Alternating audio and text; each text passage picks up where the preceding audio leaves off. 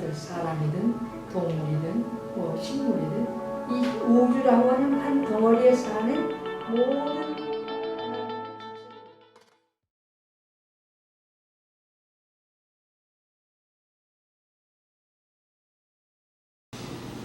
예수는 3대째 예수를 믿고 있고 5대까지 지금 내려가 있습니다. 그래서 우리 할아버지가 충청북도에서는 초기 신자 중에 한 분이에요. 그래서 예수를 믿고 1908년에 교회를 세우고 그래서 4대 독자를 이루시던 분이 5남매를 두셨어요. 그래서 사람들이 예수 믿고 복받았다 그런 말씀을 듣고 지났습니다. 근데 우리가 한 170명 정도의 후손들이 생겼는데 그 중에서 술주정뱅이나 뭐 마약 중독이나 삐뚤어진 사람이 한 명도 없어요. 가령 이혼한 사람도 하나도 없어요. 잘들 신앙생활을 하고 있고 목사된 집안도 있고 장로가 3대째 또 권사가 4대째 이렇게 쭉 내려와서 각 교회에서 나름대로 열심히 신앙생활을 하고 있다. 그래서 저도 그 중에 그 무리 중에 하나입니다.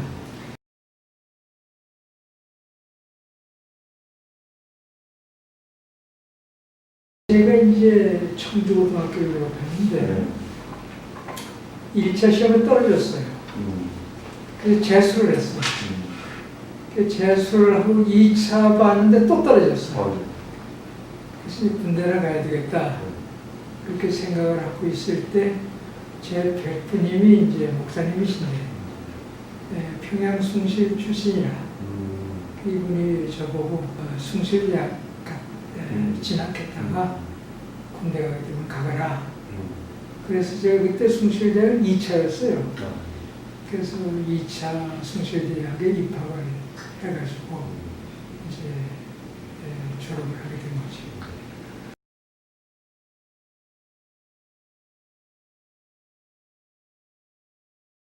저는 경제학과를 들어왔어요. 경제학과 한 학기를 이제 마쳤는데 한 학기 해보니까 제가 생각했던 경제학과가 그렇게 마음에 들지가 않아요. 기독교 교육학과라는 게 있었어요. 주선의 교수가 주임 교수고 그래서 2학기 때에 기독교 교육학과로 전과를 했어요.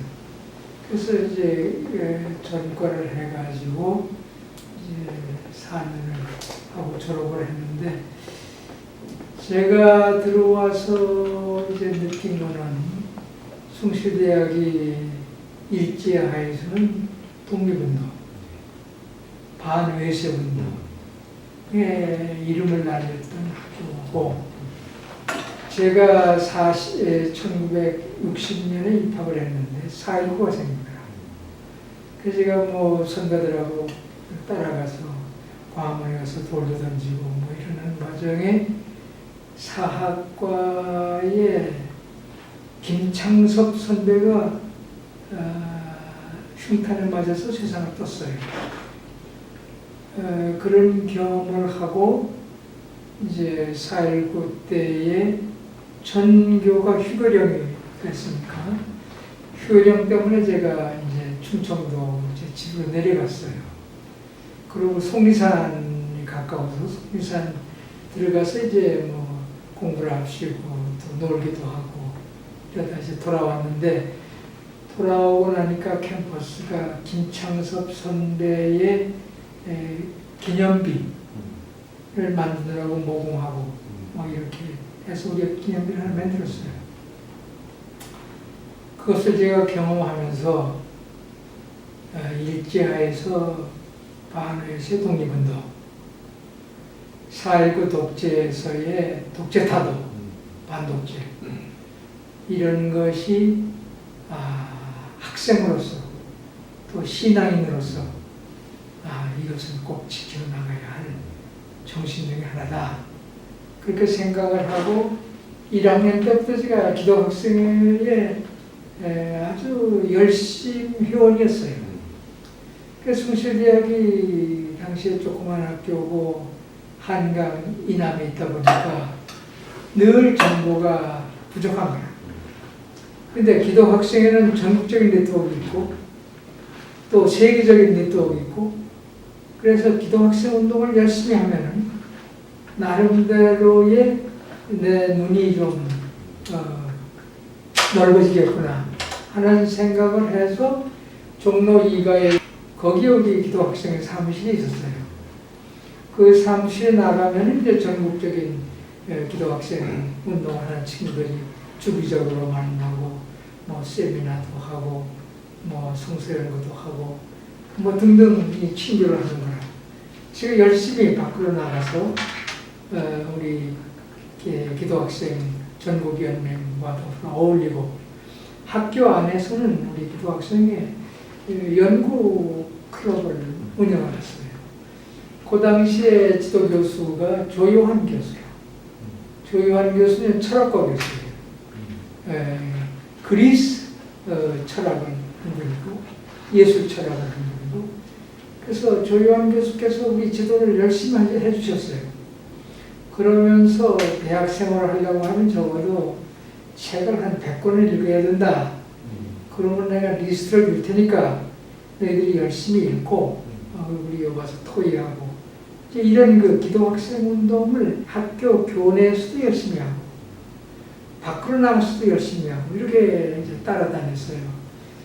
이런 과정에서 제가 품성이나 뭐 이런 것이 많이 좋아지고 또 밖에 나가서 활동하다 보니까 에큐메니칼 운동을 하는 국내외 지도자들을 만날 수 있는 좋은 계기가 생기고 또 그 사람들이 내 삶의 중요한 멘토 비슷하게 되고 그러니까 그것이 내게 자극이 되고 또 저런 분들처럼 돼야 되겠다 하는 그 마음 자세가 생기고 그래서 나름대로 대학 4년이 제게는 아주 중요한 계기였습니다.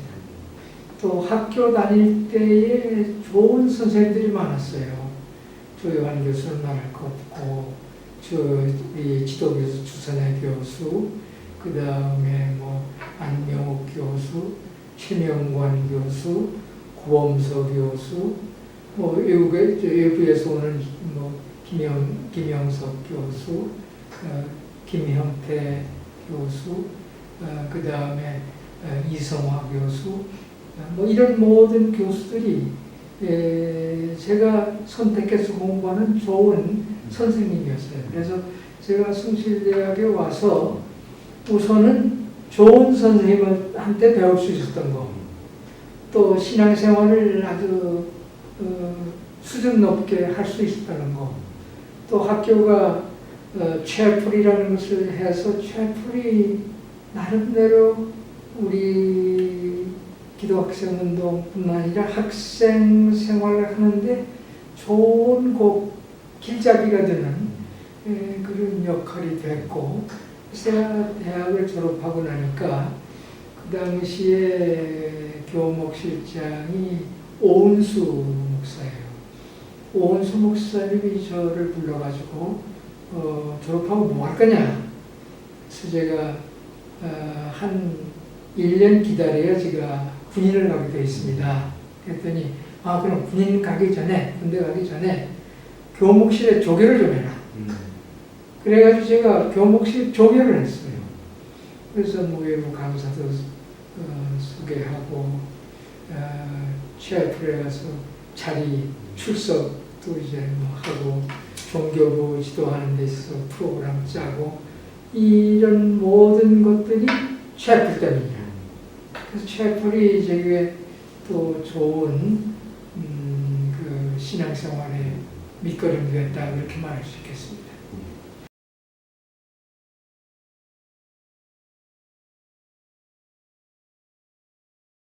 해외에서는 한국 기독교계를 상당히 높이 평가하고 있습니다. 왜냐하면 제가 앞서 말한 대로 한국이 외세에 시달릴 때에 기독교인들이 또 선교사들과 더불어 독립운동 내지 반외세 운동을 한 그 뿌리가 있다는 것, 그것을 잘 알고 있고, 또 박정희 체제하에서의 유신 체제하에서의 반정부 내지 반독재 운동을 하고 민주화 운동을 했다는 것, 거기에 기독교가 상당한 공헌을 했다는 것, 이런 것들을 밖에서는 아주 높이 평가를 하고 있고, 제 자신 민청학년이라든가 YWC의 위장 결혼식 사건이라든가 카타 대통령 방한 반대라든가 4차례의 감옥을 다녀온 경험이 있고, 이런 모든 것들이 밖에서 볼 때 상당히 높이 평가하는 거예요. 신앙의 그 표현이 감옥을 갈 만큼 아주 대담하게 이렇게 하는구나 해서 높이 평가를 받았어요. 그 다음에 우리 선배들이 예를 들어서 박상정 목사님이라든가 강문규 선생님이라든가 오재식 선생님이라든가 이런 분, 강원영 목사라든가 손명걸 목사라든가 이런 분들이 해외 에큐메니컬 기구의 중요한 부서에서 이미 중요한 지도력을 발휘하고 있는 거라고. 거기에 이제 저도 한 달이 끼어서 처음에는 세계 학생 기독교 연맹이라 해가지고 WSF의 아시아 태평양 지역 총무로 제가 홍콩에 나갔습니다. 1980년이에요. 나와서 6년 동안 WSF 일을 열심히 하는데, 학생 기독교 운동이니까 자연히 학생, 또 학문 기독교 공동체 이런 데에서의 기독교인의 현존이 뭐냐, 거기에서 어떻게 우리가 공헌할 수 있겠는가, 이런 것들을 주로 이제 하게 되는데, 제가 WSF 일하는 동안에 가장 인상적인 것은 에큐메니컬 운동을 하는 대부분의 리더가 WSF 출신이에요. 조날 마트로부터 M.M. 토마스로부터 D.T. 나일스로부터 윌리엄 템플, 기라성 같은 인물들이 다 기독학생운동의 출신이에요. WSF 출신이에요. 그래서 그 출신의 흐름, 맥을 제가 이어가는 거예요, 말하자면. 그래서 그 선배들이 에큐메니컬 운동의 선봉장으로 이끌어가는 거기에 나도 일조를 하고 있다는 자부심으로 나름대로 창의적이고 또 보람있는 프로그램을 하려고 노력했는데, 그러다 보니까 자연히 밖에서는 한국의 에큐메니컬 마피아 소리가 들을 정도로 한국의 교회가 만드는 지도자를 높이 평가하고 존경하고 그런 것이 이제 일반적인 이해라고 이렇게 느껴집니다.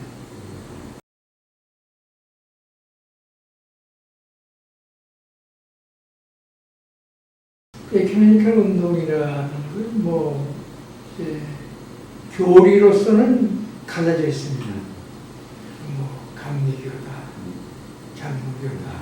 교리로서 어쩔 수 없이 갈라져 있는 거예요. 그 현실이에요. 그러면 갈라진 교회를 가급적 하나의 교회로 만들어 보겠다 하는 하나의 교회 운동을 해보겠다 하는 것이 에큐메니컬 운동의 거대한 꿈입니다.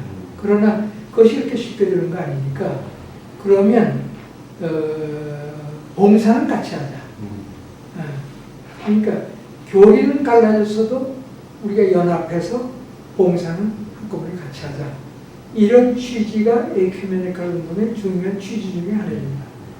그래서 신앙 고백을 하는 것처럼 에큐메니 우리가 볼 때 그리스도도 하나요, 하나님도 하나요, 세례도 하나요, 성령도 하나요. 이것이 하나라고 하는 것이 우리 기독교가 가르치는 중요한 덕목 중에 하나입니다. 그 하나, 또 그 다음에 예수께서 말씀하신 대로 내가 거룩하니 너희도 거룩해라. 거룩성. 두 번째는. 세 번째는 우리뿐만 아니라 온 세계가 한 덩어리라. 그러니까 보편성. 그 다음에 사도들이 쭉 지켜오던 그 신앙의 전통을 이어가는 것, 사도성. 그래서 하나, 그 다음에 거룩성, 그 다음에 보편성, 그 다음에 사도성. 이것을 다 공통거린 것이 에큐메니컬 운동의 요체가 이제 된 것입니다. 근데 이제 에큐메니컬 운동은 오이코메네, 온 세계를 하나의 집으로 보는 거예요. 오이코스. 하나의 집으로 보고 그 집에 사는 모든 사람들, 사람이든 동물이든 식물이든 이 우주라고 하는 한 덩어리에 사는 모든 하나님의 지체들이, 창조물들이 하나가 되기 위해서 하나로 살기 위한, 하나의 가족으로 살기 위한 이 운동이 에큐메니컬 운동이다. 이렇게 보면 되는데, 에큐메니컬 운동이 시작되기에는 이미 325년에 니케아 종교회의가 있는데, 이 니케아 종교회의를 이제 모으게 된 동기는 그 당시에 5개의 교구가 있는 거예요. 벌써 예루살렘 교구, 안디옥 교구, 알렉산드리아 교구, 콘스탄티노플 교구, 로마 교구, 이렇게 5개 교구가 있는데 각 교구가 해결하기 어려운 문제가 많은 거예요. 그러니까 한꺼번에 모여서 공동으로 그 문제를 해결하기 위한 그 에큐메니컬 카운슬, 에큐메니컬 회의를 모은 것이 시조예요. 325년 니케아 회의라. 니케아 종교회의가 또 모여져가지고 교회와 국가의 문제, 특별한 그 교리의 독특성, 그 해석 잘 안 되는 거, 이런 것들을 에큐메니컬 회의가 서로 정리하는 거. 거기서 이제 에큐메니컬 회의가 시작이 되는데, 초기에는 이제 교회가 하나 아니에요. 하나의 교회였는데, 이것이 딱 갈라지게 된 거는 1054년에 로마 카톨릭 교회하고 정교회하고가 여러 가지 문제 때문에 둘로 딱 갈라졌어요. 그래서 이제 갈라져 내려오다가 1517년 마틴 루터가 종교개혁을 또 하고, 그러니까 로마 카톨릭 교회는 이제 카톨릭 교회가 있고 개신교가 생긴 거예요. 그래 여기는 이제 아직 정교회가 있고, 그러니까 3파가 생긴 거예요. 그런데 이제 1517년에 종교개혁이 된 다음에는 여러 교파가 또 생기는 거예요. 이 생기게 된 동기는 선교 때문에 그래요. 선교. 그 교세를 확장하려고 그러니까 선교를 해야 되는 거예요. 그 선교를 하기 위해서는 그 소위 3L, 새로운 뉴 랜드, 새로운 대륙으로 가야 되는 거예요.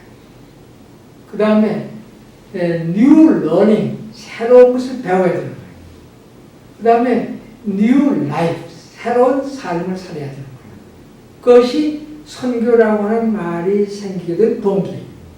그래서 가톨릭도 제수이파다 등등 파들이 선교사들을 내보내게 되고, 개신교도 새로운 대륙으로 선교사를 파송하게 되고 이게 경쟁적으로 하는 거예요.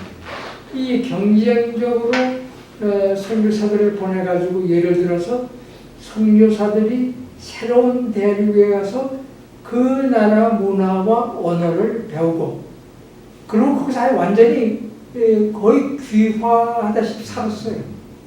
그래서 교사를 불렸는데 그러다 보니까 여러 교단들이 선교사들을 새로운 A라고 하는 지역에 갖다 놓고 보니까 선교사끼리 싸움이 생기는 거예요. 그럴 거 아니에요. 싸움이 생기는 걸 많은 파송교회와 선교본부가 경험하는 거예요. 안 되겠다. 선교를 하려고 하면 교파는 갈라졌지만은 하나로 묶여서 협의를 하는 기구가 필요하다. 해서 1910년 소위 에딘버러 세계 선교사 대회를 한 거예요. 거기에 이제 1200명이 모인 거예요. 1200명이 모였는데 그 중에 17명이 이 소위 피선교 국가의 대표가 참석을 한 거예요. 그 이외에는 다 백인이야. 다 백인 리더들이고 백인 선교사들이고 뭐 백인이야. 근데 백인이 선교한 피선교국 연거처였지. 그 피선교국의 대표가 17명이 참석했는데 다 아시아 사람이야. 인도, 중국, 일본, 한국 이 네 나라의 대표가 17명이 돼가지고 에딘버러 세계 선교사 대회에 1910년에 참석을 한 거예요. 거기서 이제 참석을 해가지고 이제 어떻게 하면 우리 선교를 효율적으로 할 수 있겠는가 하는 얘기를 하게 되는데 그 중에 인도의 아즈라야라고 하는 성직자가 있어요. 후에 비숍 감독이 됐는데 이 아스라야가 또 일어나가지고 당신들이 선교사를 보내가지고 현지의 선교사가 어떻게 하는지 당신들 아느냐? 주 안에서 너희들이 우리한테 얘기하는 대로는 하나의 형제요 자매라는 건데 형제요 자매는커녕 너희들은 주인 노릇하고 우린 종 노릇한다. 이것은 기독교 복음에 맞지 않는다. 우리는 하나의 형제요 자매여야 된다. 이것이 선교 정책이어야 된다 하는 얘기를 아스라야가 한 거예요. 또 우리나라 대표 중에 윤치호 선생이 참석을 했어요. 윤치호 선생은 알다시피 우리 YMC 출신이고 그 당시에 에모리 대학의 학생이에요. 그래서 남감리교의 대표단의 일원으로 그 에딘버러 대회에 간 거예요. 사람은 한국 사람이지만 대표성은 지금 남감리교 대표로 가는 거예요.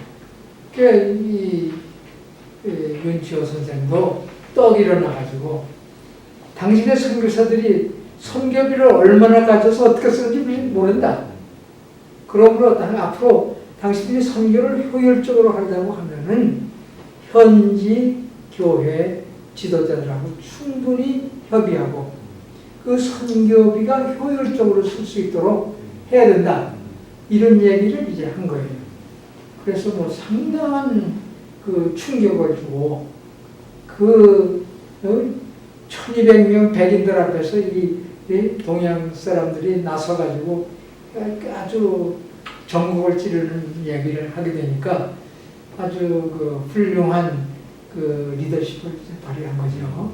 이렇게 해서 에큐메니컬 회의가 이제 쭉 생겨지고 아시는 대로 1948년에는 암스테르담에서 WCC가 생겨나고 1957년은 제가 근무했던 아시아 기독교 협의회 CCA가 탄생을 하고 이러면서 에큐메니컬 기구들이 어떻게 해서라도 현장에서의 복음을 토착화해서 증거할 수 있겠는가 하는 것을 이제 열심히 얘기하게 되는데 우리 CCA를 만들 때 1957년에 만들 때에 WCC 사람들은 반대했어요. 에큐메니컬 운동이 하나의 운동으로 나가는데 왜 아시아가 따르고 이런 기구를 만드느냐. 제네바 하나의 본부가 있으면 되는 거고 우리가 모으면 오고 그러면 되는 거 아니냐 반대를 했는데 아시아 종교계 대표들은 달랐어요. 우리 아시아 사람은 당신들이 부르면 오고 당신들이 안 부르면 우리끼리 뭐 별 할 일이 없고 이런 거는 에큐메니컬 운동이라고 우리가 볼 때 보지 않는다. 우리 아시아 사람들은 아시아 토양에서 아시아에 맞는 복음이 토착화되도록 해야 하기 때문에 우리는 우리로서의 교제와 협력을 하는 기구가 절대로 필요하다 해서 만든 게 CCA예요. 그것이 오늘까지도 이제 이어지는 거죠. 그래서 이 에큐메니컬 운동은 결과적으로 하나의 운동을 지향하면서도 복음의 효과적인 증거를 위해서 서로 협력하고 서로 네트워크를 같이 해가지고 풀어나갈 수 있는 그런 운동을 하는 건데 예를 들어서 에큐메니컬 운동의 장점이라고 하는 것은 모든 것이 이렇게 블록으로 막혀 있을 때 막혀 있는 그 물꼬를 트고 벽을 넘고 또 우회적으로 돌아가고 하는 그런 모든 역할을 에큐메니컬 기구들이 하고 있다는 것을 자랑스럽게 얘기할 수 있는 거예요. 한국에서 반독재 민주화 운동까지는 우리가 이뤄냈는데 통일운동을 기독교 쪽에서 얘기하는 것은 상당히 어려웠어요. 그런데 통일운동의 물꼬를 든 것이 에큐메니컬 운동이에요. 그래서 1984년에 일본 도산소에서 WCC와 CCA가 주선해가지고 그러니까 한반도에서의 통일운동을 어떻게 앞으로 주선할 것인가 하는 국제협의회가 있어요. 그러니까 한국을 갈라는 미국 교회 대표, 러시아 정교회 대표, 일본 교회 대표 다 같이 앉아서 그때 나는 WSF 기도학생운동 홍콩 본부의 대표로 참석을 했는데 이 통일운동의 물꼬를 터는 역할을 에큐메니컬 운동이 했다는 걸 아주 자랑스럽게 얘기를 하고 그 다음에 1985년에 WCC의 두 스타프가 평양을 방문해요. 그 평양을 방문해서 조선 그리스도교 연맹의 대표를 만나고 그들에게 도산소 협의회를 설명을 하고 그 다음에 세계교회와 더불어 같이 나갈 것을 권고하고 설득하고 그래서 그 다음에 1986년 스위스의 뭐 근교 그리온이라는 데가 있어요. 그 휴양지인데 그 그리온의 조선 그리스도교 연맹 대표가 참석을 해요. 참석을 해서 우리가 분단된 이후에 최초로 남북한 교회 대표가 한자리에 앉아서 예배 보고 협의회도 하고 성례전을 같이 치렀어요. 처음 있는 일이라 분단 이후에 그만큼 에큐메니컬 운동이 물꼬를 트는 일에 큰 역할을 했다. 또 한국 NCC가 뭐 1988년 소위 인천 에큐메니컬 협의회를 해가지고 남북 평화 통일을 위한 선언문을 만들어냈어요. 아주 좋은 선언문을 만들어냈어요. 그래서 정부가 말하는 7.4 공동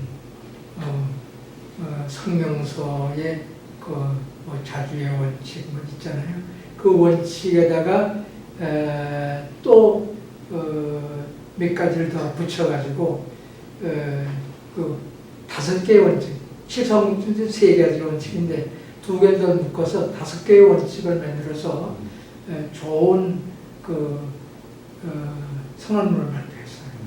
그 선언문이 통일원이 생겼을 때에 중요한 자료라고 할까, 아주 기감이 드는 그런 도큐멘트가 됐어요.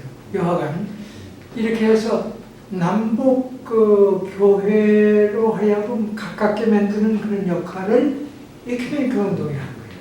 그래서 말하자면 고향이 방울 닫는 역할을 위험을 무릅쓰고 에큐메니컬 운동이 이제 하고 해나오고 있고 지금도 하고 있고, 그래서 이제 88 인천 선언문을 발표하게 되니까 복음주의 계통 사람들은 기독교회가 와서 데모하고 야단했어요. 반공 공산주의자들이라고 그러면서 상당히 욕을 하고 괴롭혔어요. 그런데 그 이후에 남북의 교류가 이제 생기네. 그래서 남한 기독교 대표들이 평양을 방문하게 되고 뭐 이렇게 하고, 북한 조선 그리스도교 대표들이 뭐 동경도 오게 되고 뉴욕도 가게 되고 호주도 가게 되고 유럽도 가게 되고 이렇게 교류가 막 생기는 거야. 그렇게 되니까 복음주의 계통 사람들이라고 할까, 보수 계통이라고 해야 되겠지. 보수 계통 교계 지도자들이 그렇게 공산주의자라고 욕하다가 평양 갈 수 있는 계기가 되니까 돈 싸들고 열심히 그 후에 들락거리게 됐어요. 그러니까 우리는 길 닦아줬지. 길을 닦아주니까 이 사람들이 자연스럽게 그 길을 들어와서 이제 이렇게 교류하는데 협력을 하게 됐어요. 그래서 우리가 자랑스럽게 생각하는 것은 에큐메니컬 운동의 가장 아름다운 점은 모든 것이 정체되고 어려운 것으로 직면해 있을 때 그것을 뛰어넘든 뚫고 나가든 우회하든 그것을 브렉스루 통해내는 그런 역할을 에큐메니컬 운동이 그동안 했고 지금도 하고 있고, 현재로 봐서는 남북 평화 통일을 위한 기독자적 자질을 우리가 충분히 지금 만들어가는 이런데 우리 에큐메니컬 운동이 열심히 하고 있습니다.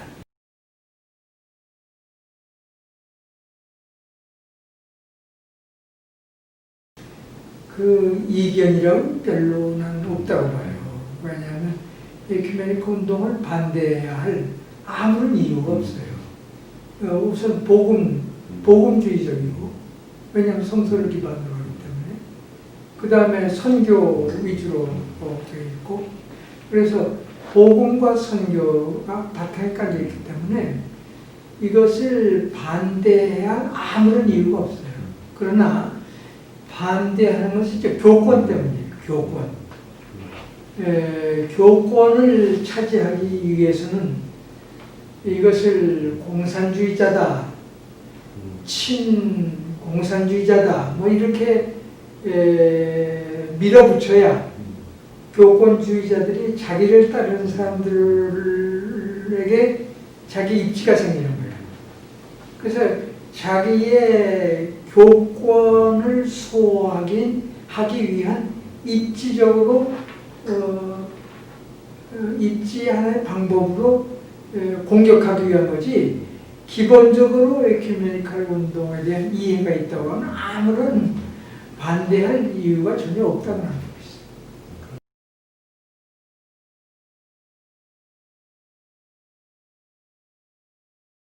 글쎄 뭐 해주고 싶은 얘기가 뭐 있겠어요. 그저 본인들이 자기 자신을 잘 다듬고 자기의 목표를 잘 세우면은 그것으로 자기가 하나 둘 성취해 나가면 되는 거 아니겠어요? 숭실대학의 뭐 특성이 난 교훈이 이제 진리와 봉사. 난 이건 정말 잘 만든 교훈이라고 봐요. 진리와 봉사 그 두 마디로 숭실대학이 존재하는 가장 그 이유가 잘 설명이 된다. 그렇게 생각이 드는데 진리라는 게 뭐 학문적인 진리일 뿐이겠어요. 기독교인이 성서를 보면서 얻어내는 진리도 있을 수 있고 여타 다른 경전을 통해서 얻는 진리도 있을 수 있고 또 우리 선후배 성현들로부터 지혜를 통해서 얻는 진리도 있고 그러니까 진리 탐구는 뭐 학교뿐만 아니라 본인의 성장 내지 본인의 성숙을 위해서 꾸준히 해야 할 하나의 명제고 거기서 끝나면 어떡하겠어요. 봉사, 우리 숭실대학의 얘기는 봉사를 해야죠. 봉사라고 하는 것은 역시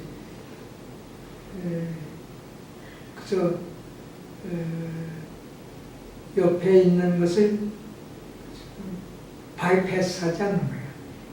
바이패스하지 않는 거예요. 해야 할 일이 있으면 그때 하는 거예요. 그저 외면하지 않고 해야 할 일을 꼭 하는 거. 그러니까 진리를 통해서 습득한 것을 해야 할 당위적인 일을 못 본 채 하지 않고 덥석 들어가서 하는 봉사 정신이 봉사 정신이 아니지 봉사가 우리 숭실대학 출신이 해야 할 가장 중요한 일감 중에 하나가 아닌가 난 그렇게 생각을 하고 지금도 그렇습니다만은 숭실대학이 이제 평양에서 있던 학교가 서울에서 재건됐고 이제 서울도 있고 평양 캠퍼스가 생길 텐데 그렇게 되면은 통일이 우리의 가장 중요한 과제 아니겠어요?